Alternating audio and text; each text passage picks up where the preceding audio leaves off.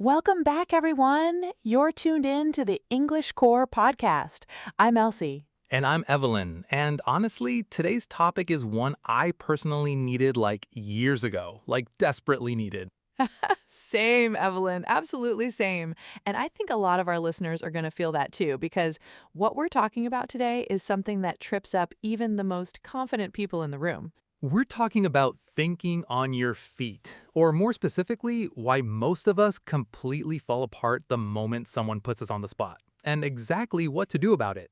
And this is a full deep dive episode. We're not just going to give you vague tips like just breathe or be confident. We're going to break down the actual science of why your brain betrays you under pressure, and then we're going to give you 3 concrete frameworks you can use immediately.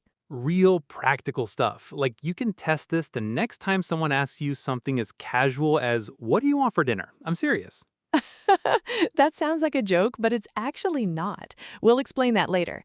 Okay, let's get into it. So let's set the scene. You're in a meeting, maybe it's a job interview, maybe it's a conversation with your manager, or even just a group discussion with colleagues, and someone asks you a question, a big, layered, complex question, and suddenly every single thought in your head just disappears. Like a browser with too many tabs open, and then it just crashes.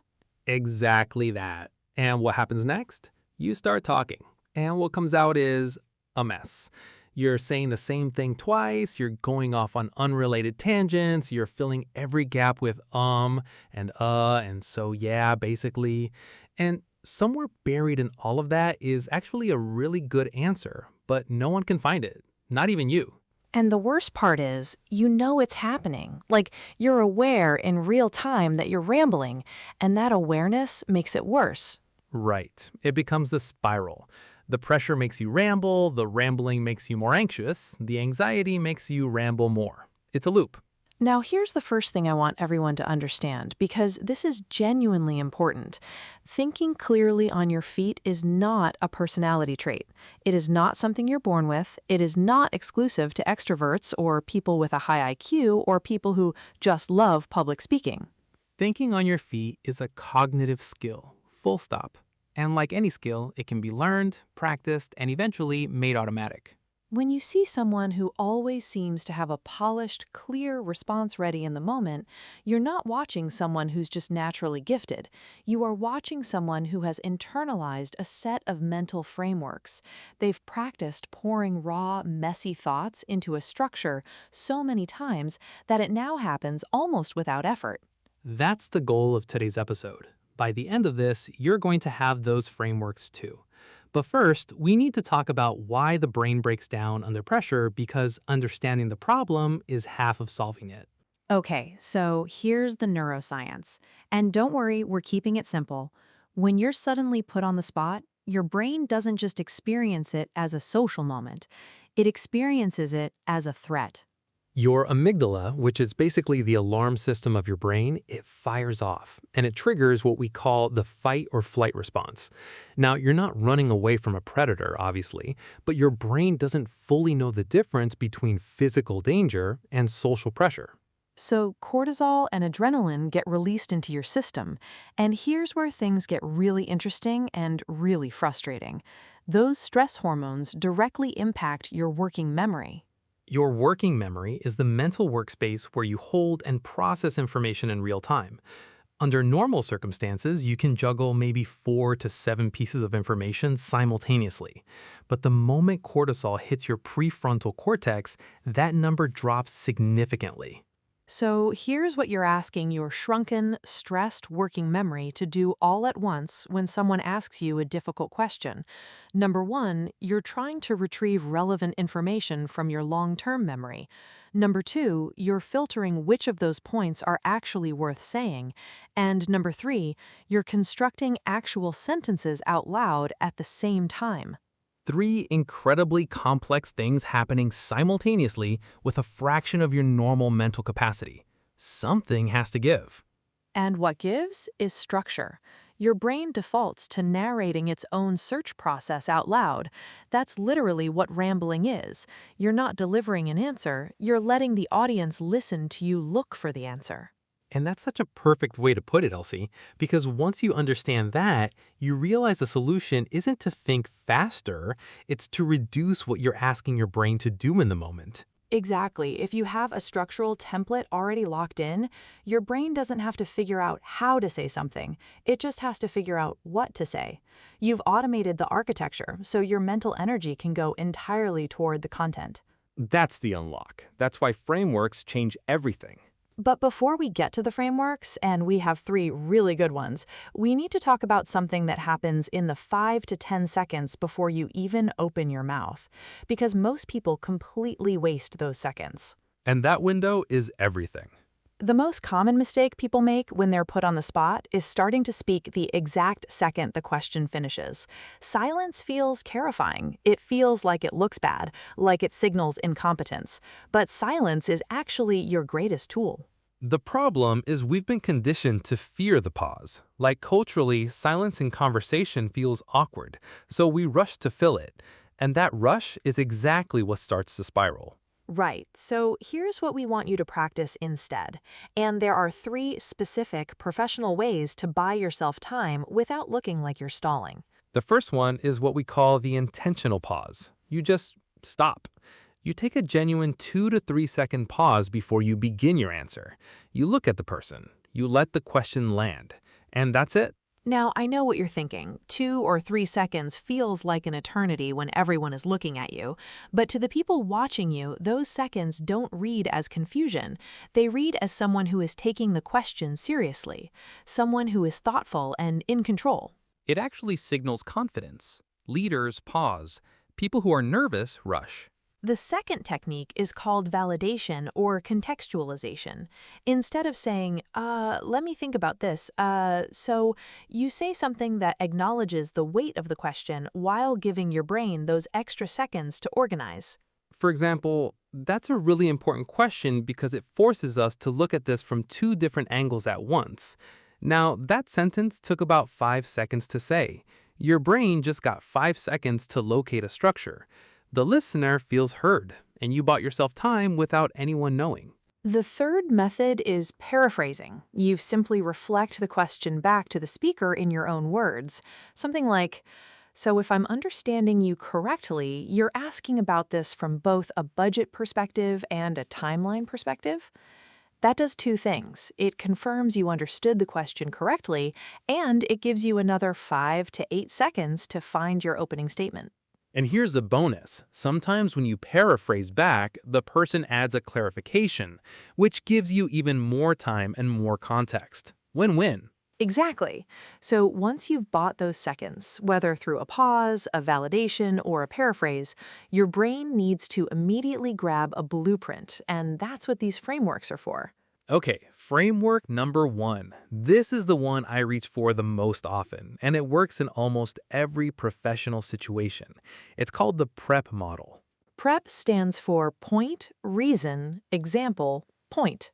Linear, persuasive, and extremely easy for the listener to follow. Let's walk through it. P, point. You open with your main thesis, one clear sentence. You say what you actually think right up front. No warm-up, no preamble, you just land the point. And this is actually counterintuitive to how most people naturally speak. We tend to build up to our conclusion. But when you're answering a question on the spot, that's backward. Lead with the answer. R, reason. After you've stated your point, you explain why. What's the underlying logic? What's the rationale that supports your position?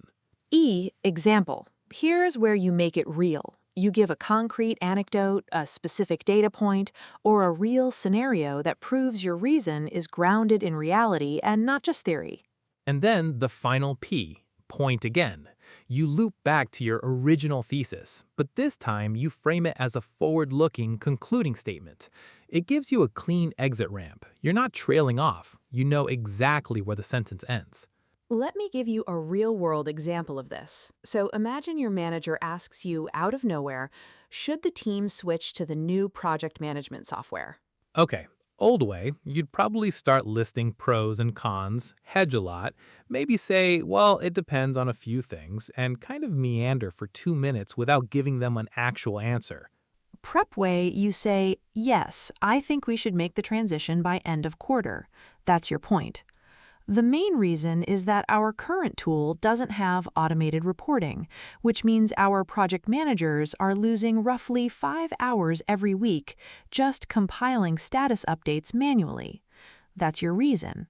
For example, last month during the product launch, an entire workday was spent building stakeholder dashboards instead of actually testing the product. That's your example. And then, switching platforms eliminates that bottleneck and makes sure our next launch runs much more efficiently. That's your closing point. Hear how clean that is? The listener knows exactly where you stand from the very first sentence. There's no confusion, no meandering, and you closed it with a clear, confident statement.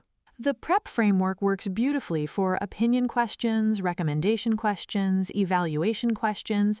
Basically, anytime someone asks you, what do you think we should do? Now, framework number 2 is a little different in energy. It's called the past, present, future model, or sometimes called the chronological model. And this one shines in a very specific situation.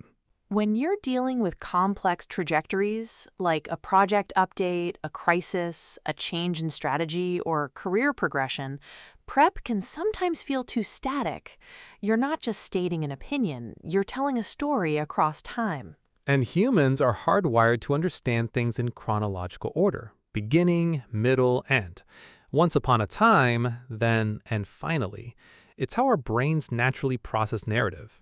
So this framework takes your answer and splits it into 3 temporal buckets: the past, which provides context, the present, which covers the current status, and the future, which lays out the vision or resolution. Here's the scenario. Imagine a client calls you, they're frustrated, maybe a little angry, and they want to know why a deliverable is late. A defensive or disorganized answer in that moment is going to make things worse. But if you map your answer chronologically, when we started this phase, our primary focus was making sure the technical side was fully compliant with the new data regulations. That required a more in-depth audit than we'd initially planned for. That's your past. You're providing context without making excuses. Right now, that audit is completely finished. Our engineering team is actively implementing the final security patches as we speak. That's your present. You're showing real-time progress. By Friday, we'll be delivering a product that is completely airtight from a security standpoint, and we're putting weekly milestone check-ins in place to make sure the next phase stays precisely on track. That's your future. You're showing you have a plan.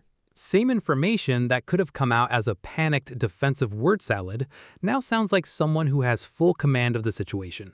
And that's the magic of past, present, future. You're not just answering the question, you're demonstrating that you understand the narrative, where it came from, and where it's going. That's what builds trust. And framework number 3. This one is especially powerful when you need to pitch an idea on the fly or flag a problem in a meeting without sounding like you're just complaining. It's called the Problem Solution Benefit Model, or PSB. And this one is interesting because it's actually the reverse of how most people naturally present ideas. Most of us lead with our solution. We'll say something like, hey, I think we should build an internal wiki for the team. And the problem with that is the audience hasn't been given a reason to care yet. You've handed them an answer before they even knew there was a question, so they're evaluating your idea in a vacuum. PSB flips that. You lead with the pain. If there's no pain established, there's no reason to pay attention. So, problem first. You define the friction point clearly and specifically. Then, solution. Your idea is presented as the direct antidote to that exact pain point. And then, benefit. You paint a picture of what life looks like once the solution is in place. Let's put it into a real scenario. Say you're in a strategy meeting and you've noticed that the company's onboarding process is losing a lot of new users very early. You raise your hand and you say, Right now, our onboarding flow asks new users to fill out 14 separate fields before they even get to the product dashboard. That level of friction is causing a 35% drop-off on day one. That's your problem. Specific, quantified. The room now knows there's a real issue. My recommendation is to implement progressive disclosure. We collect just their email address up front and we gather the remaining profile information over days 3 and 4 once they're already engaged with the product. That's your solution. Clean, direct, actionable. By reducing that early friction, we immediately improve week 1 activation rates, which means our marketing spend starts working much harder for us. That's your benefit. You've connected the solution to a real, measurable outcome. And notice what PSB does for how people perceive you. You shift from being someone who gripes about things to someone who strategically diagnoses problems and maps them to valuable outcomes. That's an entirely different professional perception. It's the difference between raising a problem and solving a problem. And when you do it on the fly, in the moment, in real time, that's when people really take notice. Okay, now let's talk about something that sits on top of all 3 of these frameworks and makes them work even better. It's called the rule of 3. The human brain is a pattern-seeking machine, and 3 is the smallest number that creates a recognizable, complete pattern. 1 item is just an isolated fact. 2 items feel like a comparison. 3 items feel like a whole structure. Think about it. Beginning, middle, end. Small, medium, large. Past, present, future. We just used that one. 3 is everywhere because our brains are wired to feel satisfied at 3. So when you're structuring an answer in real time, here's a critical rule. Never give more than 3 core points. Even if you have 5 brilliant ideas, pick your best 3, leave the others out. Because here's what happens when you go past 3. You start to lose track of your own narrative. I have 5 things to say. I said 2. What was number 3? Wait, was that number 4? And the listener's working memory, which is also limited, overflows. They stop tracking. They check out. 3 keeps you focused, 3 keeps the listener engaged, and 3 gives you a natural sense of completion for both of you. And here's a little trick. You can announce your structure explicitly at the start of your answer. Say something like, there are 3 things I want to address here. Now you've done something really interesting. You've made a commitment device. You've told your brain, find 3 points. And you've told the audience exactly when to expect you to be done.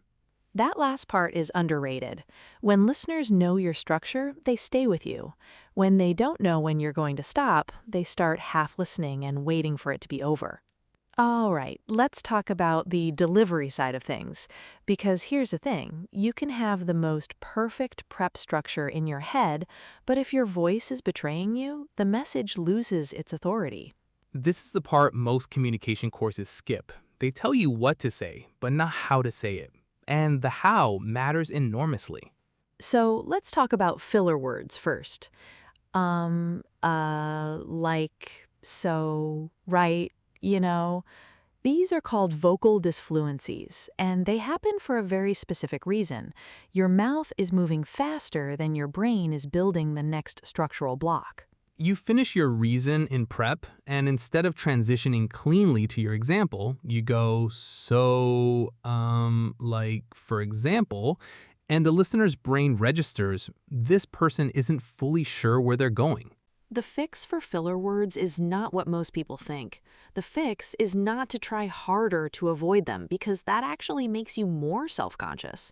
The fix is to replace them with intentional silence. When you finish a structural block, stop. Close your mouth, let it land. Take a beat, then begin the next part. That gap that feels like an eternity to you, it sounds like confidence to the listener. It gives them time to absorb what you just said, and it signals that you are secure enough in your ideas to let them breathe. And the other thing to watch, vocal inflection. When people are nervous, they often end their sentences on a rising pitch. Like everything sounds like a question even when it's not. We should transition to the new platform? Our timeline is approximately 6 weeks. It completely undercuts your message. Even if your words are assertive, your tone is signaling doubt. So when you're delivering your final point, your closing statement, bring your voice down. End on a flat or slightly descending pitch. It sounds settled, it sounds decided, and it anchors everything you've just said. It's a small physical thing that has an enormous psychological impact on how people receive your message. All right, let's bring everything together because we've covered a lot of ground today, and I want to make sure this all lands in a way that feels usable, not just interesting. So here's the sequence. The next time you're put on the spot, and you will be, here's what you do. Step 1. Breathe. Buy yourself 5 to 10 seconds. Use the intentional pause, the validation, or the paraphrase. Don't start talking until your brain has grabbed a blueprint. Step 2, pick your framework. Is this a recommendation or opinion question? Reach for prep. Is it a status update, a crisis, or a narrative about change over time? Go chronological, past, present, future.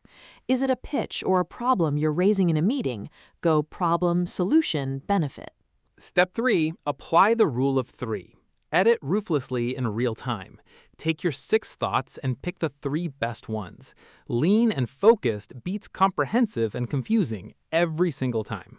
Step 4. Stick the landing. Hit your final point with a clean downward inflection. Then stop talking. Welcome the silence. Let your answer live in the room for a second. And like any skill, the more you practice this, the more automatic it becomes. The beautiful thing is, you don't have to wait for a high-stakes boardroom moment to practice. Use it daily. Someone asks you what you thought of a movie you watched? Run it through prep. Someone asks you what you want for dinner? Okay, this one's almost too simple, but try it. Practice turning casual thoughts into structured responses. The goal isn't to sound scripted or robotic. The goal is to build the habit so deeply that the structure becomes invisible. And what the listener hears is clarity, confidence, and natural fluency. You stop trying to be a fast talker, you start being a structured thinker.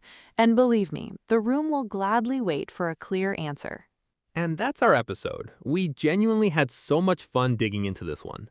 Thank you so much for spending this time with us. If this episode helped you in any way, even a little, please share it with someone who you think could use it. And we want to hear from you. What topic do you want us to cover next?